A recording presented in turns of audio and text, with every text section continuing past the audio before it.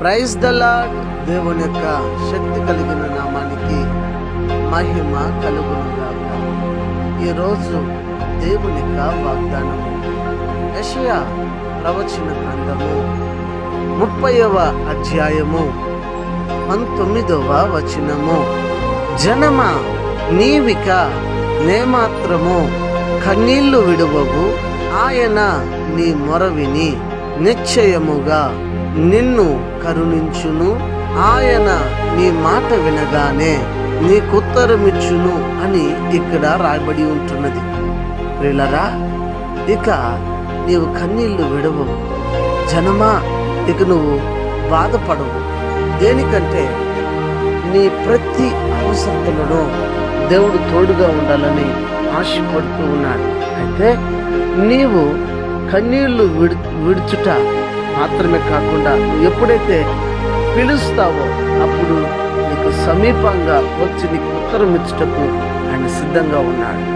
గనుక నాకు ఎవరు లేరు, నేను ఏడిస్తే ఎవరు పట్టించుకోరు అని నువ్వు చెప్పి బాధపడదు.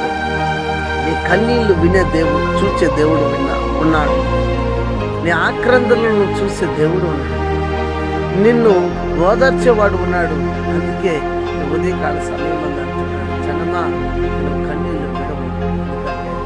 చేసే ప్రతి ప్రార్థన ఆలకించి ఉత్తరం ఇవ్వాలని దేవుడు నిర్ణయించాడు. కనుక ఇక నువ్వు ప్రార్థన చేయడమే ఆలస్యం.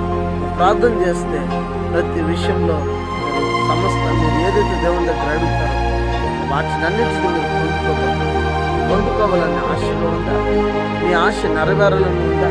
మీరు ఏదైతే కావాలని ఉందో మీ హృదయాలు అన్నింటినీ కూడా దేవుని దగ్గర, దేవుని పాదాల దగ్గర అర్పించి నీళ్లు కుమ్మరించిన సమస్య మీ యొక్క అవసరం దేవుని దగ్గర తెలియచి ఆయన ప్రతి విషయంలో ఈ మొరను మీకు ప్రతిఫలం దయచేస్తారు.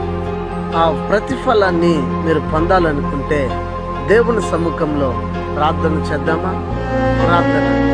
పరిశుద్ధుడా, ఈ ఉదయకాల సమయం మందు మేము ప్రార్థన చేసే ప్రతి వాటిని దయచేస్తానని మీరు వాగ్దానం చేశారు కదా.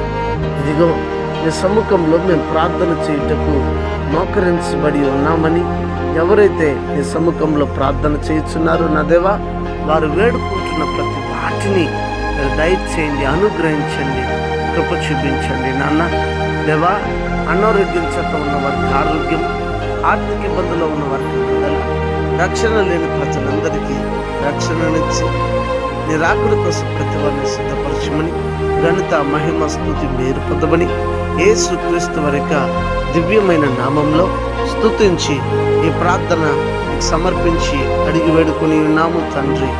ఆమేన్. God bless you. దేవుడు మిమ్మల్ని దీవించి ఈ వాగ్దానము మీ జీవితంలో ఫలభరితముగా మార్చునుగాక. ఆమేన్.